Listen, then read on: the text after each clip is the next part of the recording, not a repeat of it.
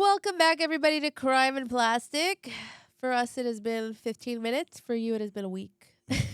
So, But it was a long 15 minutes. yes. What did you do? Santina peed, and you Googled. I could not find any crimes committed in the last 15 minutes by plastic surgeons. So there's no news of the week. Lucky for you, there's one plastic surgeon and a criminal in this room. A soon-to-be criminal. We can make the news right now. What do I mean, victim. Stabby, stabby. So we're doing this for the pod. We're committing a crime right now. We're gonna. I don't know. What should we do to him? How about nothing? How about Okay. Rob? How about let's just be happy that no plastic surgeons committed any crimes that we're aware of? It doesn't have to be that Since they the last committed it. It just episode. has to involve them. Yes, I could there's- rob you. There was no plastic surgery related crimes, thank God, this week. And so Love we'll just dive right into the criminal that I have on my report. Are you Go sure, for it. Are you sure you didn't straddle anyone in the last 15 minutes? Pretty sure. Yes. Okay, so we are going to talk about Dr. Carlos Chacon from San Diego. He is Why is that name familiar? Shout out to San Diego. I don't know. Was he in the news before? Yeah, he's been in the news for a while. It's been an ongoing case, and it's still an Okay. ongoing case. It's not the pre-trial just started. Okay. So, in 2018, his patient Megan Espinoza, 36-year-old mom, wife, 2 kids, came in for a breast augmentation. She there were complications. She had cardiac arrest. She went to the hospital. Neurological damage. She Oh. never recovered. 6 weeks later, she died. Oh. The surgeon that she chose, Dr. Carlos Chacon, he's born in Arizona, was trained in university. He went to medical school, University of Arizona, and he trained in the USC Okay. Good for program. residency. Yeah. They do say he never got his board certification, though. I don't know why. Interesting. Does that matter? You don't need that. No, but No, you you don't don't need need it. that. But isn't Tom also not board certified? The No, other Tom is. murderer. No, I think Tom was. Oh, I don't know. I think he was. Anyway, so very tragic story. Yeah. And then 3 years later, he was charged with involuntary manslaughter. And then 3 years later they charged him. Yeah. Oh. a year after that, I guess I'll get to why it took so long. And then after that, they actually, as more details came out, they upped the charge to second-degree murder.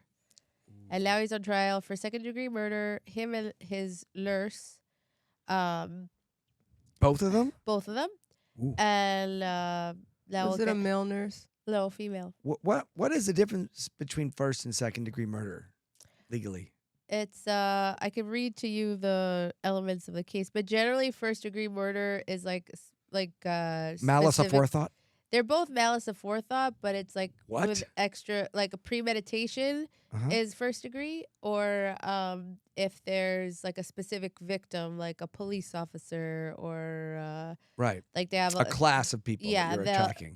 they'll make that first degree, or murder for hire is usually first degree. There's like specific categories of first degree. Second degree is basically with malice aforethought, but none of those categories. Right.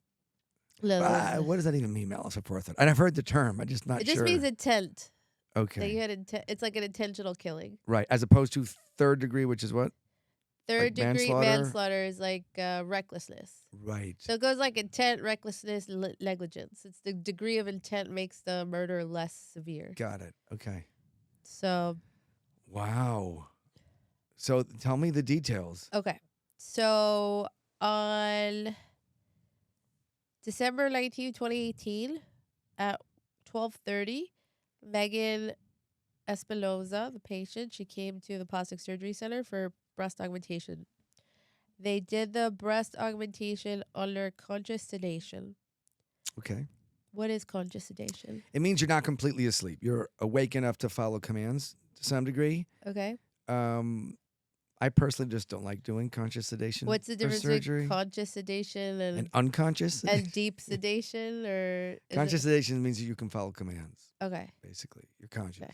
So basically, you're kind of awake, but you don't remember. Exactly. You don't remember. They use local anesthetic to make it numb, but Okay. the any kind of sedation, the danger is potentially going too deep under anesthesia and then not breathing You can't. because I think you're. you hit the nail on the head. What happened? So that's the danger. When you do general anesthesia, you have an endotracheal tube in your throat, into your lungs, basically, into your airway, and you're on a ventilator. So the machine will breathe for you. You can use a bag and breathe for the person. You're not relying on the person's own Okay. central nervous system to breathe. Okay. So sedation began at 12:35. The surgery started at around 1:00, Mm-hmm. and then at 2:22, so about an hour and 20 minutes into the surgery, her oxygen saturation went from 100% to 48%. Ooh. And then shortly after that, she went into cardiac arrest. Ooh. Dr. Chacol connected her to an AED, which indicated low shock was necessary. And then he did 10 chest compressions, and her pulse was restored. She was administered epinephrine, Narcan, Romazicol Uh-huh. during the resuscitation efforts. Uh-huh. Those are to reverse the sedatives. Okay. And then after her pulse was restored, the nurse, that's why the nurse, she was the one who administered the anesthetic. Right. So that's why she's on trial also. Is she a CRNA? No, she's an RN. Right. Um, By the way, CRNA is a nurse anesthetist, someone who's trained in airway management and anesthesia and that sort of thing, like an anesthesiologist. So, and then also, so the nurse should use an ambu bag. What's an ambu bag? An ambu bag is that it's like a balloon attached to the face mask that you put over their nose and mouth, and then you squeeze the balloon part, and it lets you breathe for them. Okay. Which is like, instead of doing mouth to mouth, it's Okay. much better with an ambu bag. So she used an ambu bag to assist Espinosa with breathing because she wasn't breathing regularly, but she did not resume consciousness. So, Does it say how long her O2 saturation was at 40%? it was for almost. When they used the ambu bag, I think it went up to 95%. Yeah, when the problem, it sounds like, is she went too deep under sedation and then she just stopped breathing. So if you don't breathe for 3 minutes or so, your O2 sats drops from 99 to 95. She also had cardiac arrest. 90. No, the cardiac arrest is probably from not having oxygen. Yeah, no, I know. So you saying. have to have not been breathing for more than just 3 or 4 minutes. Yeah. It usually takes, like, I would say 5 to 10 before your heart will arrest. Okay. Yeah, they say Or we'll longer. We'll get to like more testimony that says like kind of like the distress signs that they were seeing. Yeah. That I was going were- to say, how did it go from 100 to 48 and no one saw in between? No, there's a lot of in between. Yeah. No, Typically. but till they reacted. And then even after so where the crime is happening here, besides this, just being an unfortunate event that happened. So this was going on for about 3 hours before they called 911. Oh, that's horrible. And during this time, Dr. Chacol allegedly, because he's still on trial, but this is based on the account, left the room several times. So what we know that he did while he was leaving the room, he called 2 anesthesiologists who worked in his office also to kind of give him like a scenario and ask for advice. Right. But he left out like critical details. Like he wouldn't say that like that she went into cardiac arrest. He said her vitals were okay. Like he just said that she was having trouble waking up. So both of the anesthesiologists said that it sounds like you need to intubate her, Right. which Dr. Chacol and the nurse, whose name is Heather Vass, did not know how to do. Right. Is that something that surgeons don't know how to do? No, surgeons know how to intubate. So He's board certified surgeon? he's not No, a he board. didn't get the board He's certification. not a board certified, but he's a surgeon. I mean, he's a What- plastic surgeon. He trained in plastic surgery? That's what it says. He was at USC in plastic surgery, and he did a general surgery. Yeah, every general surgery resident knows how to intubate. Is it just like you forget how? No, did he have the equipment to intubate? I don't know. They just said that. It's on the crash cart. So they didn't intubate her, and which apparently was the only thing that they could have done because she had like an airway obstruction, Yeah. and she Yeah. and the ambu bag, I think, because she started like Foaming. foaming. Yeah, because her tongue, if your tongue swells and blocks your airway, sometimes the ambu bag, you won't put enough pressure to, yeah, or if her airway, like an asthmatic, like the Yeah. airway will, close up. They said something, the anesthesiologist, that like when he found out later, because they didn't know that this was The because actual they said scenario. because they said they would have called 911 themselves if they had known. Right. But they said something like in younger patients, because the diaphragm moves so hard for them to breathe that like something goes back into their alveoli, and that's why they start like foaming or something like that. I mean, fluid. Fluid or Yeah. and then they start. She said they had this like pink, like frothy. Yeah. Not good. No, horrible. Yeah. I mean, if they call 911, every paramedic, EMT, every ambulance Right. knows how to intubate. That's what they train. And then also while he was leaving the room, besides calling the two anesthesiologists, he saw 4 patients. He saw like 2 post-op, 1 pre-op, and 1 consult. And then and it seems like he waited because he called the ambulance at 5. He called 911 at 5:30. So it sounds like he was waiting for his office to close, so that there were no patients there. So for the ambulance to come. That's what it sounds like. That he was. Now I he see didn't want- why the murder. He didn't want it, charge. like he didn't want anyone to see. So that's why they even upped it to second-degree murder, because like they ask basically that this was completely against the standard of care allowed to call 911. As soon as someone has cardiac arrest, you have to call 911 right away. And the first people who reported him were actually the paramedics, because they were horrified when they came in. I think when they came, she was at 60 to 70% saturating. Ooh. And they couldn't believe it. They waited 3 hours Without to intubating. without intubating, without calling, so it's just she's It's just horrible. horrible. So, and then while he left the room, he just left her with the nurse Uh-huh. and 2 medical assistants who really didn't know what they were doing. They were just like, "Can we call 911? Like, why are we here?" Did anybody ask to call 911 Yeah. and he stopped them? Yeah, they said the MAs say, which I'll read her testimony after. Says, "Are we calling 911?" And the nurse said, "No, the doctor's allowed to call." So, Yeah, but Yeah. or don't they have their own like responsibility to call? oh yeah, Yeah. Like do. legal responsibility. the nurse for the sure. MA, I don't know. The nurse, nurse for sure probably. does. Yeah. So she for sure does. And then they also they interview his like risk management consultant that like does his accreditation and everything. And they have to report an adverse incident. And he also kind of hid the fact that he didn't call 911. Like he said he called 911, but he didn't say like When? there was a 3 hour. So when she wrote the I report, called 911 the next day. yeah, when she wrote the report, she left that out. And then they also have, because it was part of the protocol, like every OR has, written policies for these events. Because unfortunately, these are It's things surgery. it's surgery. You have to account for things like this happening. So every office has policies. Like if this happens, this person, and you do drills to practice it. So it's like this person calls 911, this person waves the ambulance in, this person does this. So he had all the correct policies, he just didn't follow it. That's like worse. And then they ask like the doctor, like then there's a plastic surgeon that they like asked to review the case, and an emergency medicine doctor, who both say that this was completely against the standard of care.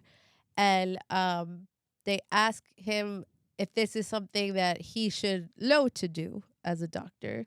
And they ask them, when did you learn to do this? They're like, medical school, like it's like It's pretty pretty basic. basic. Yeah. That I don't think you even need to be a doctor to know that if something is going on like this, that you should call like emergency care, especially if you're not capable of intubating yourself. Yeah.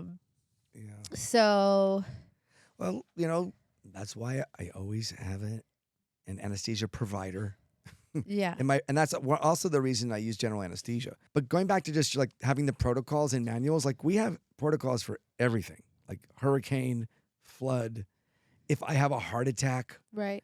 who's going to finish the surgery? Like, who do you call? Like any possible thing that could go wrong, we try to think of in advance and make a protocol, and we drill it. Malignant hyperthermia, we drill every year. All Yeah. the things that could go wrong, and just from one surgeon to other surgeons that might be listening, call 911 at the drop of a hat. It's always better safe than sorry. Who cares if your patient's in the waiting room see an ambulance? I mean, if anything, it shows that you care enough to like Right. make sure. And it's always better safe than sorry. We've had allergic reactions. We've had patients have like pain in their shoulder that I couldn't explain after surgery. We call 911, get an X-ray, see what's going on. Yeah. Uh, Your patient's safety is more important than the way you look. 100%. And like, Also, how do you look when your patient dies? Yeah. Like, what's worse? That they saw an ambulance, or they saw like it's human a to coroner. it's human to like trying to put your head in the sand and be like, oh, it's not happening. Everything's fine. Yeah. But that's not right as a professional. No. But go see 4 patients is OD. Like, Yeah. And they said the anesthesiologist that he called said that he sounded very like matter of fact and robotic and like just like like what if just like very casual about the whole thing. hypothetically. Yeah. If Yeah. someone was foaming at the mouth and Yeah, not like- saturating, what would you do? Exactly. What the hell? Well, like Dale Carnegie says, when you make you make a have mistake, to admit it And, quickly and emphatically. emphatically. and then even they have the 911 the 911 call transcript, which Dr. Chacon called himself. Can you read it? Yeah. And he Okay. says, the 911 operator asks, what's wrong with the patient? And he says, the patient is not completely following commands. Her vitals appear to be stable, but she is not oxygenating on her own. Whoa. Not completely following commands? Yeah. So I'm a little concerned about some pulmonary fluid or edema. Okay, is she awake now? She's not following commands. But she don't awake or unconscious. She's not following commands. She's being bagged. She's, waking up from anesthesia. Her eyes are open. She's making movements and moaning. That's what we have. So is she conscious or no? She's conscious, yes. Wrong. Yeah. So Wrong answer. And then Also, like, what the fuck does the 911 operator know about pulmonary? Like, just say, is she conscious or not? Like, be fucking for real. and then they Sounds like he was in denial. yeah. No, it feels like he's trying to get things on the record. And the paramedics came like in 4 minutes. They came really fast. Yeah. And then Good response time. and they said at arrival, patient was found lying supine on an operation table with grunting, respiration at 66% room air, pale model skin. She wasn't even on oxygen? They just were bagging her. I don't But know. you're supposed to hook the bag up to the oxygen tank when you bag. No, she was like, I don't, The I don't bag know. itself has a little tube that comes out Oh. that you hook up to the oxygen. You can bag with oxygen. RA is room air, right? Yeah, room air means they're not Yeah. giving any supplemental oxygen, Yeah. which is I don't know. also wrong. Pale model skin. Oof. What's it? LPA placed in right nostril. Nasal pharyngeal airway. They put a trumpet in your nose. Assisted respiration with BVM. Blood pressure 72/55. Oh, that's not good. HR 120 sinus tach. That's terrible. Patient unresponsive. And then they gave her so she was given 400 MEQ of fentanyl, 4 milligrams Versed, and 4 milligrams Narcan. That was the reversal. Now, the Versed and the fentanyl, Or the what she anesthesia. was given beforehand. Yeah. That's what caused this. Yeah. The fentanyl. She was only like 104 pounds. Yeah, so What? so basically they OD'd her on the fentanyl is what it sounds Yeah. like. The Versed wouldn't do that, but the fentanyl would. And they said that patient surgery seemed completed with clean surgical site and no bleeding. Wow. So they finished the surgery. Patient had bruising mark in upper chest area. Patient was clinched at the teeth, unable to open airway for suction or placement of OPA. Patient had unknown substance coming out of LPA during some phase of Nasal expiration. pharyngeal airway. So they put this like rubber, like a trumpet into your nose. It goes to the Yeah. back of your throat, and it's like a hole in it, so Uh. that you can, when you use the bag, the oxygen is getting at least past the tongue. Right. or past the teeth if she's grunting, right? So story of what happened between 1422 and 1735 is unclear and unable to obtain a clear story.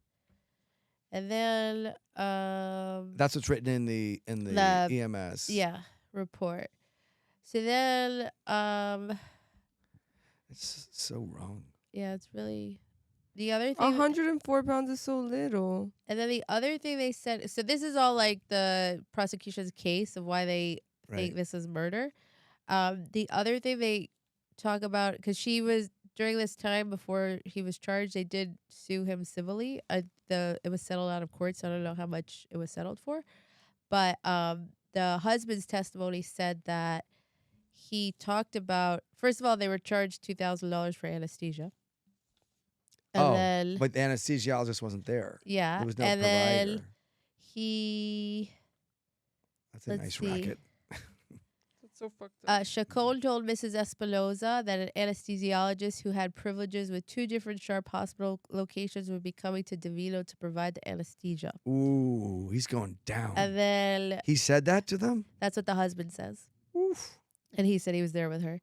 And then Ooh. the consent says, I understand there is a remote risk of death or serious disability with any surgical operation or procedure.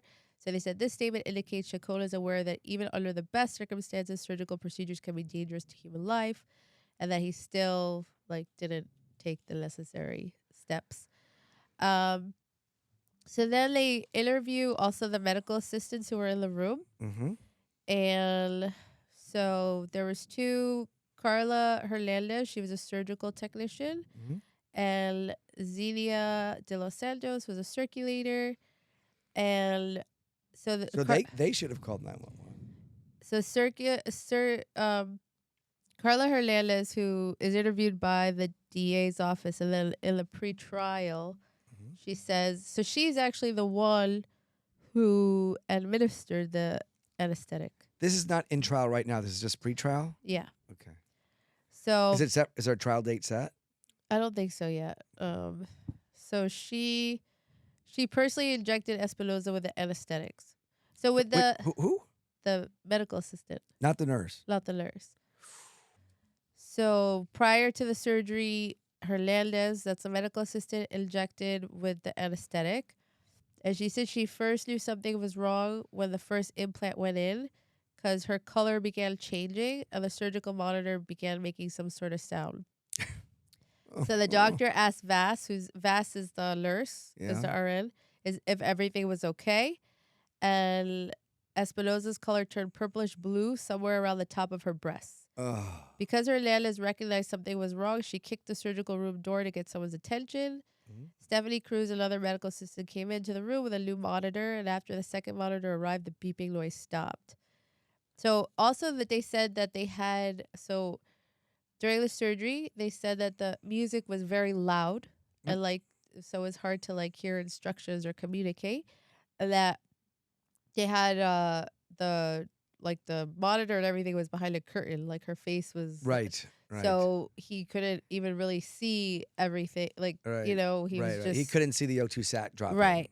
And But then, by the way, just so you know, the O2 sat monitors in the operating room, they beep at different tones depending on what the saturation is. So they're designed so that you don't necessarily have to see them. So Mhm. it's like beep, beep, beep, beep, beep, beep, beep, beep, beep, beep. As it goes down, it gets a lower tone.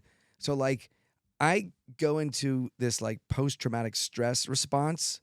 I go into this fight or flight thing when I hear that beeping go down, and it annoys Barry, my anesthesia provider, because I'm like, is everything okay? And he's like, yeah, everything's fine, dude, just chill. So even though you don't see it, Mhm. everybody in the room is aware that something's wrong, Right. and it doesn't matter how loud the music is, because surgeons, it's like how you can hear a certain person talking at a cocktail party. Right. You're tuned into that beep, Beep. or you should be. So then when the second monitor started beeping, when they brought in the second monitor, So they started brought in beeping, another. They thought maybe the monitor was broken, right. even though she was blue Blue. and everything else. So then he asked the nurse again if everything was okay, and then he finally tore the curtain down that had covered her face, and he instructed Hernandez, who's the medical assistant, to get some help, to get someone else in the office. The office, Did they have a crash cart? yeah, the office manager came in with a crash cart and Mhm. began handing items to Dr. Chacon. And then he performed CPR. And then he instructed Cruz, who is the other medical assistant, to like give him specific medications out of the metal cabinet, and he told her how much medicine she should draw. And I guess they just started giving her medications. That's when they should have called 911. Yeah. At that moment. As soon as he tore the divide, Yeah. the drape away, Yeah. and he knew something was wrong, that's the moment that you call Right. 911. And then he stepped out of the operating room, and he was gone for quite a while. And they were After the CPR. and then they were. That's probably what he was calling the anesthesiologist. And then he Yeah. was also seeing patients. And then also her husband kept calling to see because he thought the surgery quick should be surgery. done, and they just kept lying to him, saying, "Oh, it's not done yet. It's not done yet." They didn't tell him until she went to the hospital that she was going to the hospital.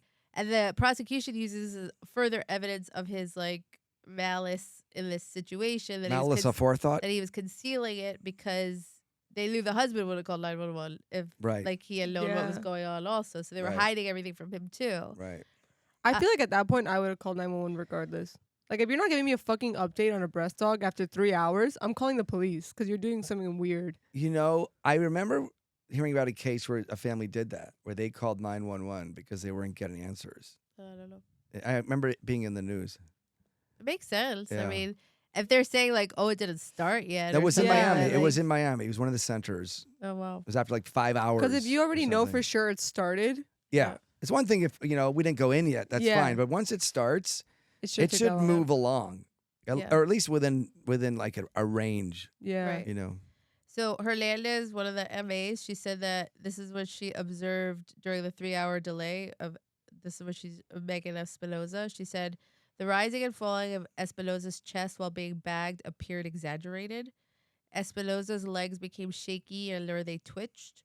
Her skin became pale. Her skin felt cold to the touch, and she would not wake up despite repeated verbal requests for her to do so. Just can't believe they didn't hook her up to oxygen. That's really weird. Yeah. Can't believe they just didn't fucking call 911. He had to call like 2 different anesthesiologists. In that Yeah. time, you could dial 3 fucking numbers, 3 magic numbers. Yeah.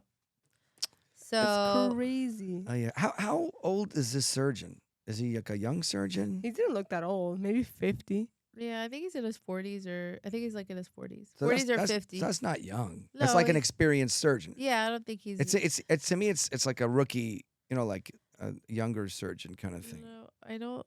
Let me see. kind of mistake. Let me see if I have. Yeah.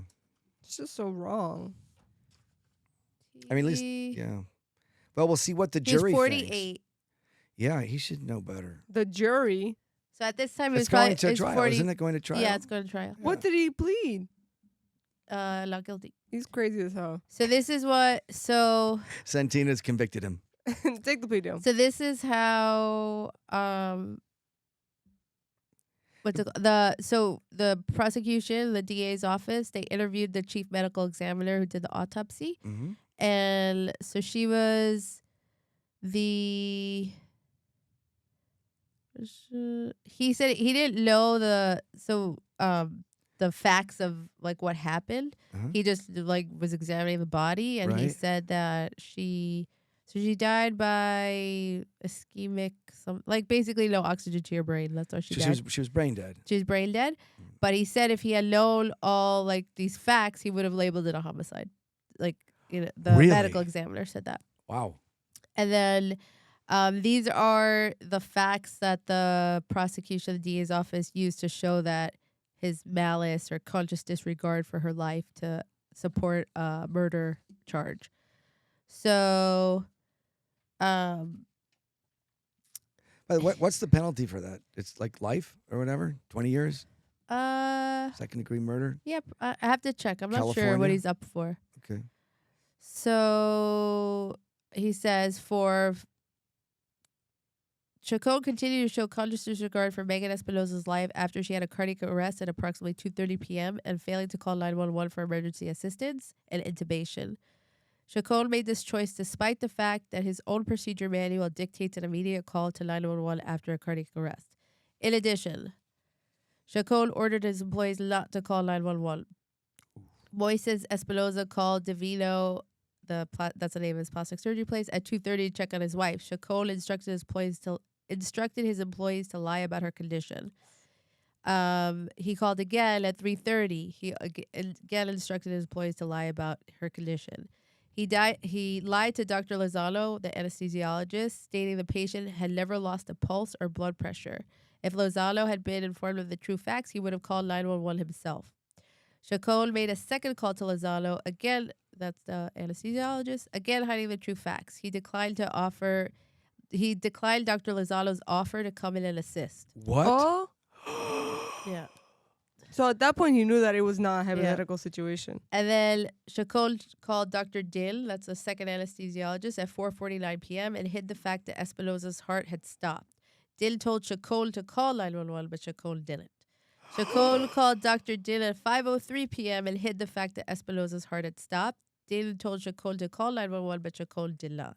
And I think even Dr. Dill called him to see like how she was doing. Yeah. And he said that nothing has changed. He's like, call 911. And then... But I'm confused because Lozano said that had he known the information, he would call 911. But by the second call, he knew that it wasn't a hypothetical situation. No, he never knew. He never thought it was hypothetical. He just didn't know that her heart had stopped or he said she was just having trouble waking up. Oh. Like that, which sometimes happens. It could take a while for patients to And wake up. Dr. Din is giving all of this advice, and why doesn't he just call 911? I don't know. And then... Yeah, that's a good... I mean, he's not guilty of murder, but, right, he could have done that. Yeah, so... When did they call 911 finally? 5:22. And it's crazy because they only started this 3-hour clock started once her heart arrested, but that means that she was already in surgery for quite some time. She was in surgery for an hour. Like I said, you need. So it was like 4 hours. There must have been at least 10 minutes where her brain wasn't getting oxygen, or for her heart to stop. So by the time her heart stopped, was her brain dead? Because they said if she would have intubated her, they could have saved her. That's what the doctors who reviewed the case say. Possible. I mean, we'll never know. Yeah. Sadly. So this is so the doctor. So this is at his preliminary hearing. Is he in custody right now, or is that on bail? He's out on bail. $500,000. Is he still operating? Yep. What? How is? So why this took? So the Board of Medicine did an investigation, and that's what led to the charges. Like they sent that to the DA, and the DA charged him. Did the Board of Medicine take his license away for this? No. Wait.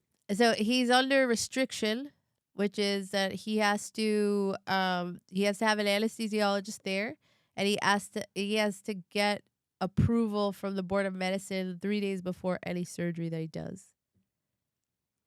Wow. How are people willingly going? And to him? he only had to tell people, like, as a condition of his bail, that he had a criminal charge. Before, when he was just on the involuntary manslaughter, he didn't have to notify people that he had a criminal charge. Right. A criminal charge related to his practice? Yeah. That he has to disclose, or just a criminal charge? I think that he has this criminal charge again. Like, he has to notify patients now of this. What? And what patient would like what you put a sign in your office. I may or may not I am be being guilty accused. of murder. Yeah. Sign up for surgery with me. Yeah. So then... God bless him. Or don't. So doctor testified at the preliminary hearing, and he said he was shocked by the condition of a critically ill patient who arrived at the hospital after getting a breast augmentation surgery. So this is Dr. John Perry, who saw Megan Espinosa when she came to the hospital. Right. He said, what astounded me when I read the records was that she had been maintained in that position for approximately 3 hours. Wow. So basically, they just let her suffocate for 3 hours. I mean, I think the damage was maybe done. And By the then time, like you said, by the time her heart stopped, that might have been the critical. so Perry testified that Espinosa was critically ill and unresponsive when she finally arrived at the hospital. She was on a mechanical ventilator requiring high levels of oxygen and pressure to maintain her oxygen saturation. She was in shock. He said he was so outraged by Espinosa's condition that he told her family to get an attorney. So the second witness was Carla Hernandez, the medical assistant who was there during the surgery. And she testified again in court that she gave the anesthetic to her, and that the monitor started making noise. Her chest turned bluish purple color, but Chacon continued the surgery. She said that the surgeon checked her Espinosa's pulse, gave chest compressions, and used an AED to shock the patient. But why would the AED tell you that a shock was not required if her heart stopped? It's like something with Because the rhythm or whatever? Or? Yeah. Okay. And she asked the nurse to call 911, and she said no, the doctor's orders was that we had to wait for him. So Who gives a fuck? You're not in the military. and then What are these doctor's orders? Like, and then they said that lawyers are trying to argue that he didn't kill her. That Espinosa's death was the result of her family deciding to terminate her life weeks after she went under the knife. that has to be a joke. She I died. mean, you know what? That is Yeah, but they had to terminate her life because of what he did. because she was brain dead. Yeah. Yeah. She died when the decision was made to cap her trach tube to that extent it seems disingenuous at best to say Dr. Chacon murdered his patient where she lived for 6 weeks afterwards. Yeah. Well, you know, Lived that's an very argument. loosely. That is an It's a argument. shit Rosie. argument. It's a shit argument, but it's an argument. I mean, No, it's not. She was dead. She was in I know position. what brain dead is. Yeah, so she was dead. Yeah. And she was in that position because I don't know. I mean, I think it all depends on if calling 911 would have saved her life or not. Because if she was already, so at that 10-minute mark when you said she should have probably not been breathing for 10 minutes till her heart stopped. There should have been signs though that this was coming. Well, like it could be as short as four to say. Most people cannot breathe for 4 minutes before at about 4 minutes your O2 sat starts to drop. And then if it continues like that for another 3 to 4 minutes, Who cannot breathe for 4 minutes? your heart could stop. And then what happens is when your heart stops, then nothing goes to your brain blood doesn't go to your brain. if your heart stopped. Yeah. And then it doesn't take very long if you don't have blood flow to your brain for you to get brain dead. How long? 3 minutes. 2 Yeah, but minutes, how 3 long- minutes? So from the cardiac arrest, if she would have been intubated, she could have lived. She could have Well, not been brain dead? no. From the cardiac. So think of it like this: the heart pumps oxygenated blood around the body Right. to the brain and also to Yes. the heart itself. Yes. Okay. If the oxygen saturation in the blood is not at a certain level, then it doesn't have enough. It doesn't have enough oxygen for the body to do what it needs to do, or the muscles to contract. The heart itself is a muscle. It Right. also needs oxygen to go. Got it. So So should The her brain- O2 sat should have been tanking before the cardiac arrest? yes, it had to tank before the cardiac arrest. So there were signs of this before the cardiac arrest. Correct. But once she arrested, if it's not recognized right away, then no blood with even if it's only 60% saturation, that's better than zero. No blood's going to the brain. At that point, the brain cells start to die. And 3 minutes of that and can Right. lead, it doesn't take very long. But there's that whole sequence of, it's like a cascade of problems. Horrible. that Poor happens. Megan. So then Yeah. also the nurse, Heather Vass, was also charged with why? involuntary manslaughter because she was Not murder, but involuntary manslaughter. first because she wasn't qualified to do the job. She had no anesthesia training. Yeah. So they said she wasn't qualified, and But I that guess- should also be on him too. yeah. Well, he's also Well, he's charged with I'm the saying highest possible He should have charge. a second charge. yeah, maybe he is. I don't. And then Can I you can do actually that? read all the charges. Can the DA charge you with murder and manslaughter? Yeah. And then the jury decides. Yeah. Okay. Yeah. so- And then so she voluntarily surrendered her license to the board of nursing. Mhm. Why was that so hard to say? the board of nursing, and she pled guilty. She has 4 years in prison. You know, at least she Wow. feels some sort of fucking remorse, and her part in it wasn't even as like detrimental as his. Like Right. she was kind of just like someone following orders, and he's the Right. one giving them. He's Right. pleading not guilty. That was also what they said. It's the way he didn't like specifically give her instructions, like say, okay, this patient like administer this and this medicine. He just gave her a chart to go from. So it was like which was also compounded, like, because if a nurse was administering it, he needed to give her more specific instructions, like tailored Right. for each patient. Right. She was just going off some like generic chart that he made for her. But also, like, even isn't like And she everything. was super light, right? She's 104 pounds. Yeah. Yeah. So I mean, it's fentanyl, right? Yeah. I mean, we all know. But don't we know about the fentanyl overdose crisis? And I mean, it's like basic. Yeah. You don't have to be a nurse to know that. Yeah. But also, isn't it, like, aren't the doctors responsible for everything that happens in their OR? Yeah. Like But legally nurses responsible. also have responsibility to carry out their duties. They have a fiduciary responsibility to do the best nurse they can be. Right. And if there's something they're doing that they know they're not qualified to do, they shouldn't do it. Yeah, I guess that's true. But he shouldn't also make her do it. And also, That's why he's getting charged with murder. But he should be getting charged with several things because he also He gave. might have been. Let me She see all his said- charges. She said doctor's order not to call the ambulance, so he gave that order at the Yeah. very least. That was He dumb. was. Let me see. I don't That know. was- This guy's like a piece of shit. Ew. Also, that your patients don't see an ambulance, sir. I mean, he didn't say that, but I'm assuming that. 'Cause The he house- didn't call. Okay, that's Rosie's. Yeah, no, that was commentary. my. I mean, I mean, that's what it seemed like. He was It waiting does for seem his like thing to that. close to the last patient left. till also he- going to see the 4 patients is like you're trying to like get them out of the office, like trying to speed up the process. Yeah. Just send him home. Just send them all So- home. I mean, we're not going to talk about that story, but we just sent everybody home. He said count 1. So these are the charges: count 1, murder; count 2, involuntary manslaughter by failing to perform legal duty; count 3, treating the sick afflicted without a certificate, conspiring.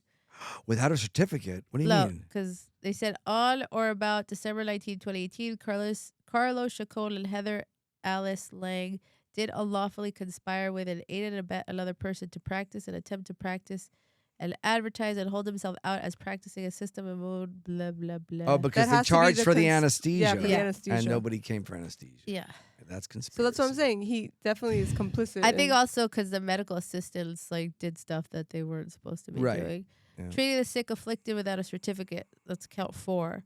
Count 5. Treating Yeah. the sick afflicted without a certificate. Count That's probably 6. for every it's person in that room. Yeah. Yeah. Yeah, there's like 5 counts of that. Wow. Yeah, and also he must have ordered if the husband was like calling the office, it wasn't the people in the OR lying to him. It was like other people. So like Yeah. it wasn't just like isolated It's a to the people in the conspiracy. room. Like it was everyone in the practice knew that this was going on, Yeah. and no one called 911. Yeah. It's a pretty bad. That's pretty case bad. study. Very sad. So this is still an ongoing trial. When there's a verdict or when there's some sort of conclusion or any updates, we'll let you guys know. Oh, but they're in California. yeah, they're in California. I was gonna say, I hope they select me for the jury. I think they probably wouldn't because you have a podcast called Crime and Plastic. I wouldn't make that known. Well, If they don't ask, she doesn't have to tell. is that true? Yeah. Would I it be a mean, mistrial? I don't know. I mean, they have to do their voir dire if they don't ask the right questions. What's that? What's that word? Voir dire. What's that? It's when they ask the jury questions. When they pick Voir the jury. dire? Yeah. What kind of language is that? What does that mean? I But mean, it's probably like French or some shit. it's Voir when dire? it's like when they do the questioning, they do They the pick jury the jury? selection. Yeah. I think it's like process of elimination. Also, the Were you only supposed to say I hate cops or something like that? Each- So you yeah. get out of jury too. but Exactly. each person, like the defense and the prosecution, only have like three strikes. Like they can only dismiss 3 people, Really? and then the judge can dismiss as many people as they want if they Got find it. them to be super unbiased. right. No, So they you can have to- only Super they not can only unbiased. no, that's you mean not, biased, not they can unbiased. only they have limits to challenges like just without cause. That's like they could strike people that are like just for no reason, like they don't want women or something. Right, So that's they could- three of those. Yeah, then, But the rest, like if I walk in there after there are 3 strikes and I'm like, he's guilty. What are we Yeah, talking if they're about? I don't if care. they're- He's guilty. If they're They can get rid of you. biased, yeah, I believe. So. I mean, Okay. every place is different. I mean, but So you're saying they have the 3 strikes, but on top of that, they have more more strikes if the person is very clearly unbiased. yeah biased, yeah. Voir dire. But do they get to, I think that falls under like the judge getting to decide. It's French for speak the truth. What is speak the truth? A preliminary examination of a witness or a juror by a judge or counsel. I would just dodge every question Yeah. that has to do. I plead the fifth. You're not on trial. You I probably plead the would. fifth. You probably would like to be on a jury. I would love to be on a You jury. never got, I would be she's the like foreman. You She's never like- got picked for a jury? Jury duty. I think I Never? did get a jury duty thing, but I don't didn't don't go. speak. Don't say that. That is against the law. Plead the fifth. Yeah, don't. Let's I'd strike like that from the to- record. Recuse. My client is insane. Yeah. Do not She listen to a doesn't know. word she says. She doesn't know what she's speaking about. She's would- drooling right now. She's an idiot. That was my twin sister. I would love to be on a jury. I would. Yeah, I can literally see, get like, it. excited. Yeah, you want to hear all the tea. I would be like, I would be the foreman. I'd be like, I- we the jury find the defendant. No, Guilty. you'd Can be I- the, can you'd I be tell you the the last annoying time? juror who's like, I need clarification. this, and this. Can you read back that? Can you read back that transcript? They would be so fucked if they like. What the defense? No, the prosecution would be so fucked if I were on a jury. Because most of the time I'm gonna rule with the defendant, unless it's like something really bad. Like, Well, I think If it's like I a woman- think- if it's I a think woman if it- defendant, if she's if- getting off. I think if the defendant's a man, they're guilty. I was gonna say, if it's a woman defendant, you're getting a hung jury because there's no fucking way. Can I tell you the last time I got called for jury duty? I went in my Dr. Miami outfit, and it's like 200 people in this big room. They're showing us movies and stuff. We're sitting there, and I kept getting pings on my phone from people. I had patients that were like all around the room were patients of yeah, I mine. remember that. They were pinging me, and they was like, "That's Dr. Miami. Hey, Dr. Miami David." The judge came out and grabbed me and says, "Just go home." That was like, did you watch Jury Duty on HBO? No, I need to watch it. I heard that's really good. It has like James Marsden, Yeah, I and know. he plays James Marsden. Yeah. So he like tries to pull like the whole like, I'm James Marsden, like I can't be here. But everyone on the jury is like, "Who- we haven't seen one movie with you in it." So the judge is like, you are not recused. You have to stay. And he's like, what the fuck? Is that a documentary? It's like No. a reality show. It's like, funny. what's the thing that you love? Nathan for Fielder? you? Yes, it's like that. So Yeah. basically, David actually loves that show. Nathan for Nathan you? No, jury Jury. duty. Jury So duty? basically, jury duties that they have this case, and everyone is an actor except for one guy who's actually shown up for jury duty.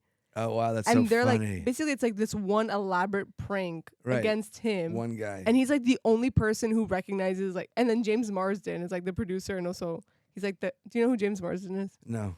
He's from Yeah, you Hairspray. You know who he is. He's like a he's famous- Cyclops from X-Men. He's like Oh. he's a famous. Once you see his face, you know him. So he's Well, like, show me his I'm, face. I'm He's the gonna o- show you.